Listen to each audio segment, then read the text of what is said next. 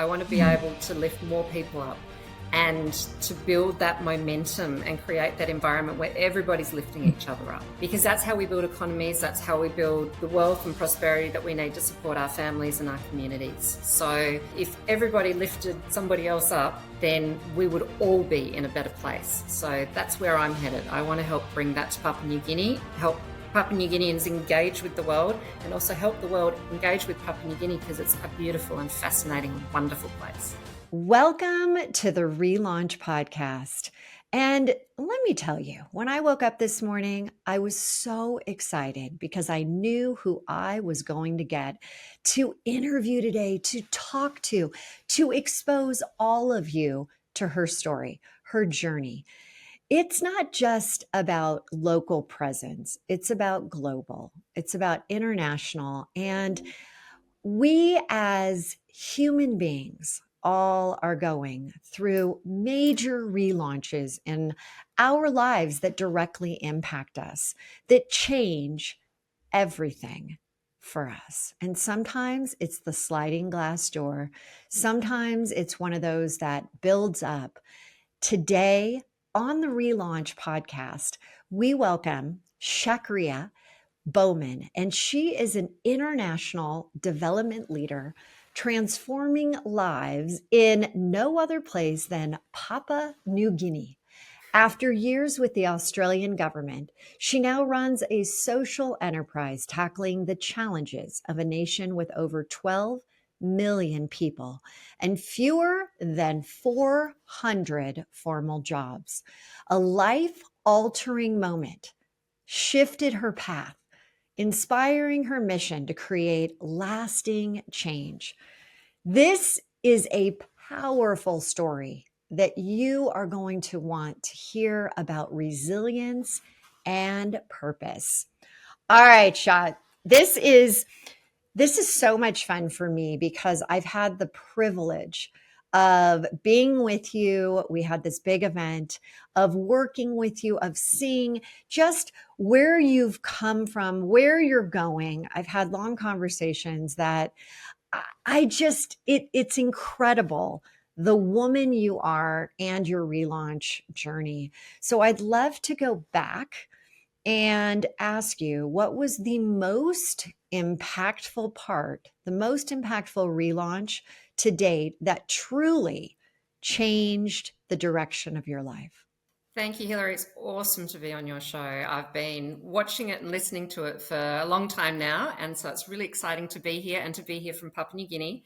I live in Port Moresby, the nation's capital. It's a fascinating country. I came here for the first time in 2004 when I started on my journey with the Australian government in development economics. And I come from an engineering background, so that was a bit of a shift for me. But my big relaunch, I guess, when I arrived here, I wasn't sure how long I was going to be in Papua New Guinea. It's fascinating, but it's incredibly difficult as well. It's a very challenging environment. And I love a challenge, but I also have young children, and you need to balance these things. And I fell in love with the place. I fell in love with the excitement and the potential. There's so much you can do here and so much that needs to be done here. And so I was thinking I was going to stay here, but then in mid-2019, I bought myself a shiny red pickup truck, a Hilux, because, you know, a girl needs a really fancy car. I think it's so funny that you bought a pickup truck, okay? And then to add to it, you bought a red pickup truck. That's right. This was so great when I heard it. Yeah, no, I decided that, you know, pickup trucks were the luxury car of Papua New Guinea. We have a lot of potholes on our roads, so it's constantly off-road driving. And so I bought this shiny red truck and I brought it home and I carefully parked it in my driveway. But I hadn't driven a manual or a stick shift car for about 10 years. And I'd kind of forgotten what to do. And so I'm walking around at home. I'm wearing my skin-tight Armani trousers and my high heels. And I turn around and my beautiful shiny red car is starting to roll very slowly towards a retaining wall. And so my instinct was, I don't want any scratches on my shiny red car. So I stood in the middle of the driveway and tried to stop it. You And tried to actually I block. actually tried to stop the car. Yeah, I know, all 2,000 kilos of that car. I thought I could stop it. And I really tried and I pushed. You can't stop a rolling pickup truck. Oh my And at one point, I'm pushing and pushing, and this voice in this side of my head says very clearly, if you don't get out of the way of this car, it's going to crush both your legs against that wall. You heard And then this. this voice on the other side of my head said, no, don't stop. It's going to stop any minute. And so I kept pushing. And lo and behold, it did break both my legs against the wall. Um, and So you that was actually got you quite actually interesting. got pinned. You got I got hit pinned the wall. between the car and the wall. Yeah, the car hit the wall. I was very fortunate. I had a really big bull bar on the front and Mm. it held the car mostly off me. So the only damage I did is I broke both my tibia in a snap straight across. And Oh so my God. So we got the car off me very quickly. I threw the key. I was holding the first off, key. before you keep moving, I mean, you're being crushed, Yeah. and how did you even get someone to help you? Well, I was fortunate. I was on our compound, so there were people all around me, and I was very lucky. We had nurses and the doctor, and everybody was. They live on our compound, so they were all nearby. So I got excellent treatment. But the weirdest part, I'd always wondered how much pain I could stand. I gave Mm. birth twice without painkillers, which is no big deal in Papua New Guinea, but it is in countries like Australia. And I Or thought, or yeah, or the United States. yeah, that's right. I thought, yeah, I'm pretty good at pain. I wonder how much pain I can stand. And I discovered I can stand a lot of pain because I was able to keep my wits about me, throw my keys to the nearest person, James, and yell, James, get the car off me. He got the car off me. I fell to the ground because both my legs were broken. And I managed to chat and comfort my children who saw it all, unfortunately, and hug them and tell everybody everything was okay until the ambulance came and I finally got some painkillers. But in the moment, Hmm. everything was crystal clear. It was a really it was incredibly. I always say it's the worst thing that's ever happened to me, but the best thing that's ever happened to me. It was a transformative moment because I found out a lot about myself and Hmm. my resilience. Because 9 weeks later, I walked onto the plane and came back to Papua New Guinea. No So way. that, yeah, I was, all So I I could gotta think about say, was getting back. it's interesting because I've asked so many people throughout the years that I've been doing this and the amounts of shows that I've done, if you could go back and change things, would you? And it sounds like at this point, you're like, hey, where my life is exactly where I'm supposed to be from a transformation perspective. You talk about resilience. Okay. So you got two broken legs. And let me tell you, everyone listening, I mean, Chakriya is a mover and a shaker. This woman is not to be held down. So you're in the hospital, you're getting your legs, I assume, put into casts. And so what did you do? Well, they put these flexible things on you now rather than a solid cast. So every morning I would haul myself off that bed onto the floor. I'd ordered a yoga mat and I would get down and I would do yoga. And my doctor would come in doing his rounds in the morning and just stare at me saying, I've never seen anybody do yoga before. But I was so determined to keep as much strength in my body as I could because I knew I needed it to go home. And by then, home was Papua New Guinea. Home was where my children were, and all I knew was I had to get out of that hospital and get back to home and back to work and back to my life. And so I was really focused on it. And then my workplace refused to allow me to work, which I think was in some ways the right thing to do normally, but that drove me up the wall. So I invented projects for myself, and that's when I started with Walk Ready, which is my company now, my social enterprise. That was where the start of all that thinking happened. Was, So well, tell us about Work Ready. Tell us about what was the impetus that, like you're saying, that's where it all started. so I knew that I was coming to the end of my time in the Australian government. I'd been there 15 years. I'd intended to be there for maybe 2 or 3. I'd gone in and out a little bit, but I started as an engineer. So I started running my own company, being part of startups. I moved into government, and that was a great place to be when I had really young children. But I knew the time was coming to an end, and I figured out this was probably my last job with the Australian government. And so I was, well, what do I do next? And if I had to name something that's kind of my life's work, it's labour mobility.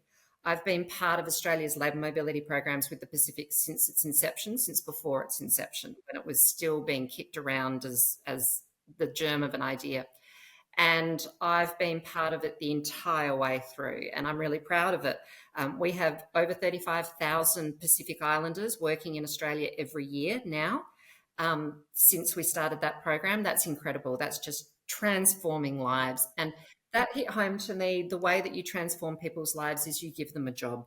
You give them an opportunity for employment in a good job where they can earn good money and look after their family. And that's all everybody wants. So this was a way of creating jobs where there were none. You know, as you said at the beginning, we've got over 12 million people in Papua New Guinea. We have 400,000 formal jobs. That's all. So a formal job means you have a minimum wage, you're protected by good workplace conditions. It's a good job.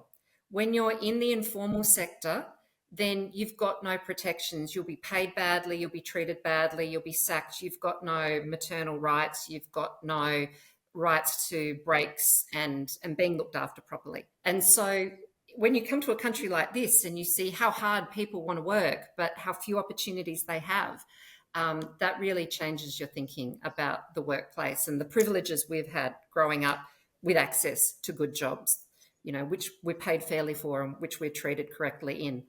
And so that became my driver, was really just giving people opportunities that I had to work internationally, to have good jobs at home. But as you see young people growing out without that hope and without that opportunity, that changes how they behave and how they live. You know, we need young people to have hope and ambition. And when there's nowhere to go, you lose that. And that's tragic. Mm-hmm. So the purpose of Work Ready is to help people get good jobs. And we do that with training, with education, and with finding people opportunities overseas to get that international experience to bring home and help build the economy here and create more jobs. So this is really taking social enterprise, and it's different than charity work. You're trying to create almost like a some type of, like, are you going for specific types of jobs? Is it any type? And trying to get them to be able to level up in Papua New Guinea? Or what exactly is the base, the foundation of when you're saying, hey, go get more additional education elsewhere and come back to our country and help develop it even more? That's right. You know, charity can only go so far. Charity fundamentally is about giving people stuff. And a lot of people, that's really important, but it's a Band-Aid. It only temporarily resolves an issue. If you want long-term change, you need to give people ways to build their livelihoods. And fundamentally, that's about jobs.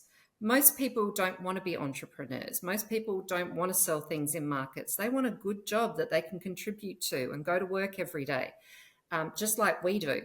But you do those other things when you've got no choice. So for me, it's about giving people choices. Not everybody needs to go overseas and work, and we need people to be working in the markets. But I want people to have a choice in what they do and not be forced into things because they've got no other options. So that's what it's all about. It's about creating opportunities that people can take or not, depending on how they want to live their lives. And we have those opportunities. People here, they don't. So for me, it's about creating those opportunities. The best thing we can do to help people in developing countries is to give them jobs and opportunities for good jobs. And make them not just any job, but good jobs. Yeah, and make them feel important and make them feel like they matter. I think that's so important. That's right. How long do you feel it takes to have an impact where you actually are seeing the impact in the country? The beauty of the labour mobility program is you get instant impact. When people get overseas and they start working and they start sending their money home, their family and their community, their lives improve because you're getting money into a community that didn't have any. So people are building houses, they're putting in water supplies, power supplies, they're getting their kids through schooling, they're paying school fees. It is immeasurable in how much better it can make people's lives very quickly. So that's the beauty of overseas work. And we know that every migrant community that goes through our countries creates that prosperity and that better life for their children back at home. So that one is a quick win. And that's why I think labour mobility is so important.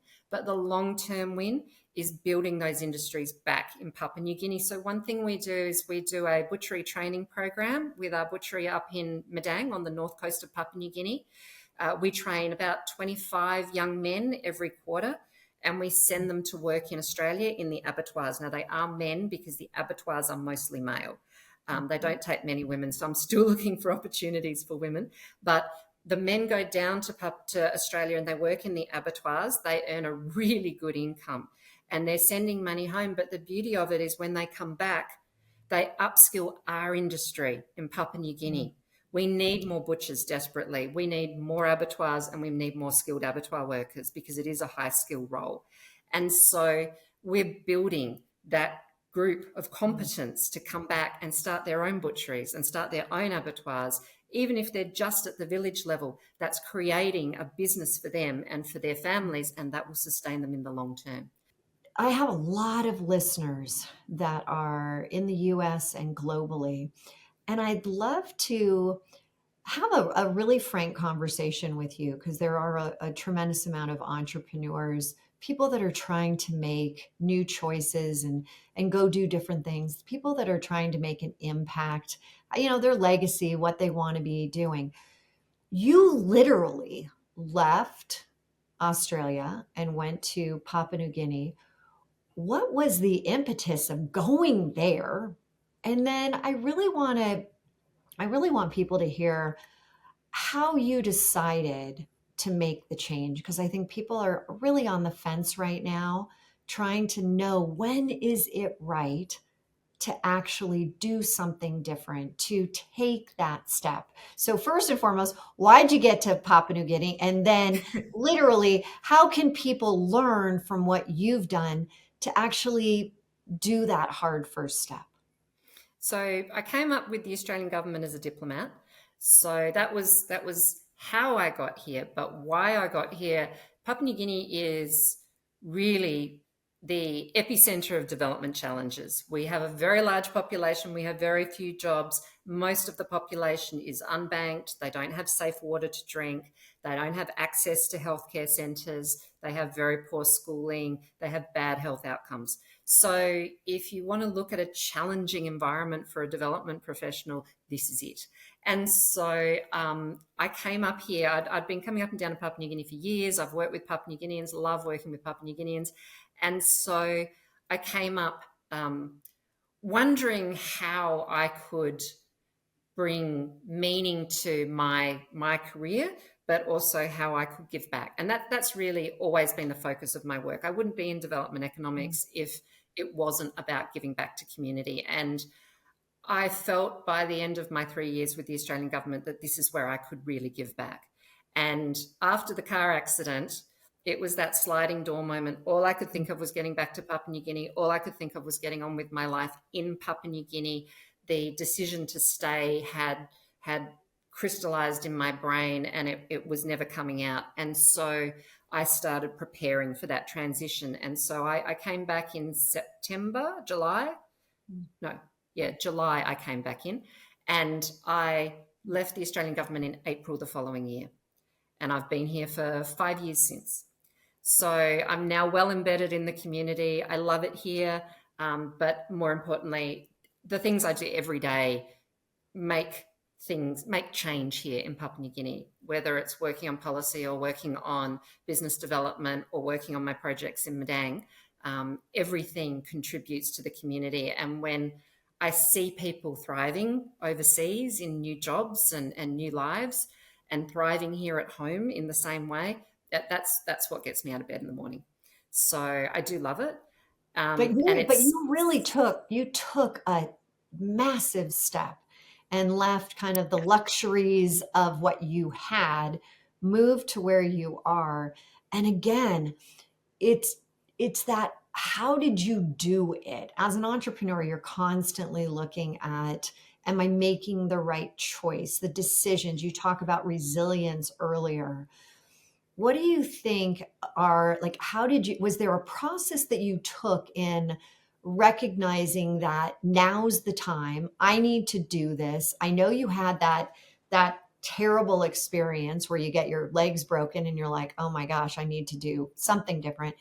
But for those that don't want to have their legs broken and they want to know, like, what's a different way, Shah, that I can actually decide, like, I think it's time to make a change. I think it's time to launch a new product. I think it's time to bring on a partner. What do you say to people like that?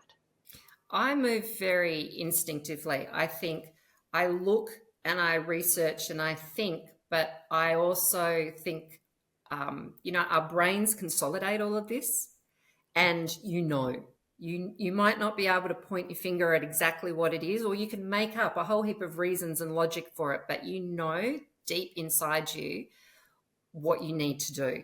And I think when you honor that, that's when you make the best decisions and the best choices. I think if you're overthinking things, that says it's not quite right.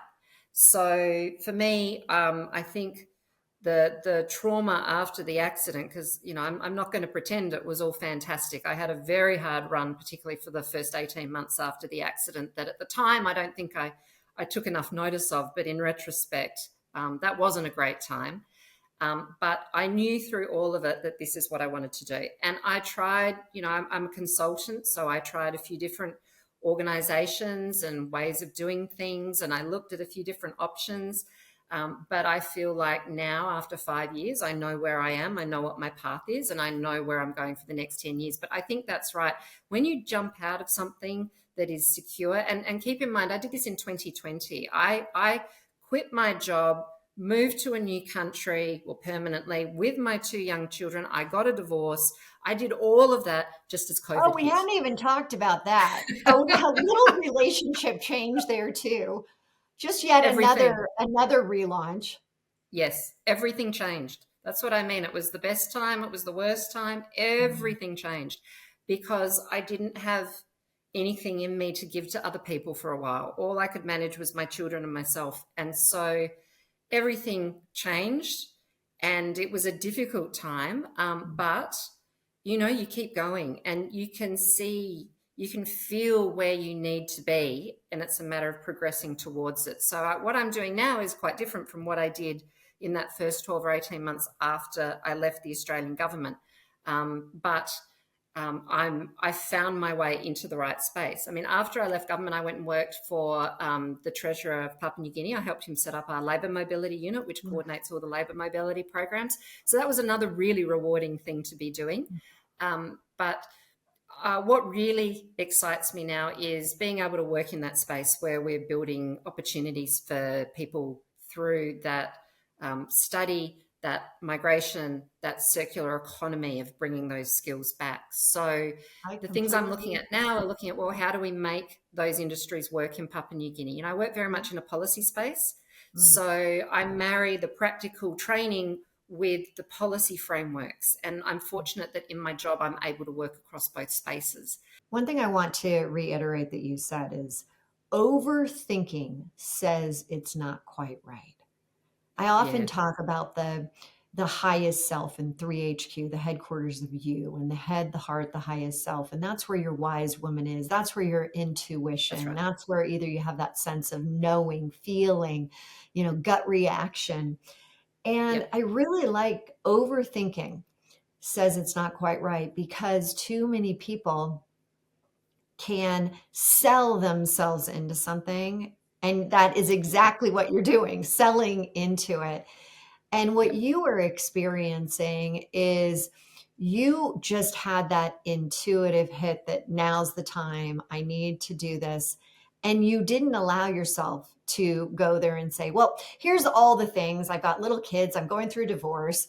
It would be much easier if dot, dot, dot. You were like, no, That's right. I'm going for it. I'm going for it. I'm Yep. doing it. And if you overthought it, you may not be in Papua New Guinea right now. So That's right. let's talk about what the future for you is, because you've said like you're making such massive change. The legacy is there, but where do you see yourself? Do you see yourself staying there? Do you see yourself going other places? How old are your children now? So many things to be thinking about. Yeah, my children, my youngest is still with me. I've got him for another 12 months and then he goes back to boarding school in Australia. My daughter's already there. They're in a fabulous school, so it's wonderful, and they're surrounded by children who are like them. They've got parents who are working internationally, and so it's a really great environment for the kids. So I'm very happy with that, those choices and those outcomes. When Dash goes, I'll probably relocate permanently to Madang as my base, but I will always be back and forth to Port Moresby because this is the big capital. You know, moving to Madang is a bit like moving up the coast and you're always coming back to LA. What we're doing at the moment is building business up there. I'm starting a innovation centre up in Madang mid next year. We're hoping to get our physical premises in place, and we're going to use that as the launch pad for people to do business, to create businesses, to learn and to educate both the young people and the older women and men who are still in business, doing small business. I spent some time just after our conference, I spent time in Washington, DC at DC Startup and Innovation Week. And that was fascinating. I really enjoyed that. And I learned a lot about the startup ecosystem and the supportive culture that the US is so good at for its entrepreneurs. We need that in Papua New Guinea. So that's probably my mission for the next 10 years, is to help build out that ecosystem here so that we get that culture of supporting young people with big ideas to be successful and can scaffold in the frameworks that they need to succeed. You know, that they just need opportunities, and it's so hard to get them. So again, it's all about creating opportunities. And so you're going to be putting together almost an entrepreneurship type of program. Yep. And how do you envision doing that? Like if people are listening right now and they're saying, I need that, I need an entrepreneur type of program, you know, how do you begin to put something like that together? So we've got some great support networks that are down in Port Moresby, but they need to come out to the rest of the country. So Port Moresby is a big city. We've got maybe 1 million people, but that means there's 11 million people everywhere else.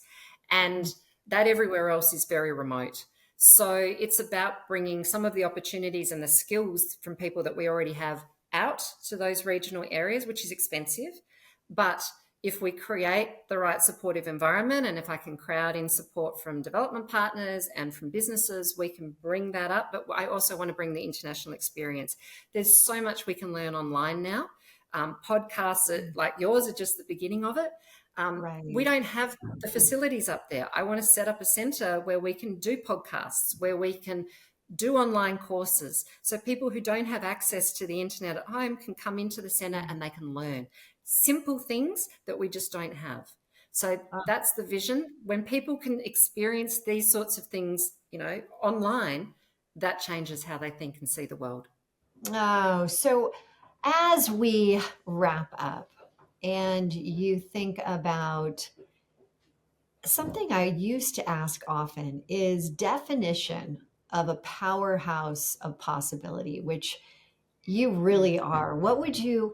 How would you describe that in the way that you're looking at what you have accomplished? I think what I want to accomplish is I want to support other people's success. I think, you know, one thing that you and Tori Archbold, who were co-hosting the event in LA, the thing that you two talk about is lifting other people up. And that's what I want to do. That's my purpose in life. You know, it's the I purpose just got in life chills as a because you developer. totally, I mean, I literally chills from my head to my toe because you're doing it in such a massive way. I want to expand it. I want to be able to lift more people up and to build that momentum and create that environment where everybody's lifting each other up. Because that's how we build economies. That's how we build the wealth and prosperity that we need to support our families and our communities. So, if everybody lifted somebody else up, then we would all be in a better place. So that's where I'm headed. I want to help bring that to Papua New Guinea, help Papua New Guineans engage with the world, and also help the world engage with Papua New Guinea, because it's a beautiful and fascinating and wonderful place. Well, that's an interesting last bit. How, you want people to engage with Papua New Guinea. What would that dream look like to you? Well, tourism is obviously the thing that would be wonderful, but we're a high cost environment and we're difficult to get to. So the tourism is for the more fearless and adventurous traveller. But we do need more tourism, but we need more business. I'd like to see more businesses engage here. We are a developing country, but we're actually quite a wealthy one. It's just the wealth is not going to the places it's needed most. And if we can create a business and employment environment, that will change. And so I'd love to see more businesses, and particularly more social enterprises and more not-for-profits, get involved in Papua New Guinea. So that's a dream, and that's something I try to do as well. Dr. Chakriya, how do we get in touch with you? How can people help you in what you're doing from afar, from local? What's the best way to connect? I'm on LinkedIn. I'm very easy to find. All you have to do is remember how to spell my name. That's why I love just calling you Shah. I mean, that is I'm all in. Yeah, I'm all over the internet. I think I was the first Chakriya on the planet on the internet because I was a software engineer. So if you can spell my name, which is Chakriya, Bowman, Bowman, you will find me. I'm on LinkedIn. I'm on Facebook. I'm on Blue Sky. I'm getting more involved in TikTok. So I'm reaching out to all the platforms to both bring Papua New Guinea to the world, but also to see who we can crowd in. And if you're interested in Papua New Guinea, if you'd like to hire a Papua New Guinean, or you'd like to come to Papua New Guinea, just get in touch, because I'm more than happy to help and I always respond. Chakriya, you are incredible. Thank you for being on the show. Everybody will have it in the show notes. But what I ask of all of you is, how can you be a little bit more like Shah? How can you take what you're going through right now and stop overthinking?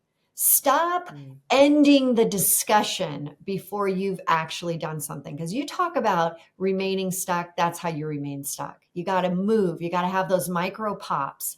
So I would love to hear, and when we put this out, the comments, please let us know. What are you going to be pushing yourself through right now? Next 90 days, this is what you're going to be doing. And let us know, okay? Because this is, again, you've got to be thinking, how does this episode relate to you? What can you take away? So at this point, as I always say, live now, love now, and stop overthinking and relaunch now. We'll be back next week. Thanks, everyone.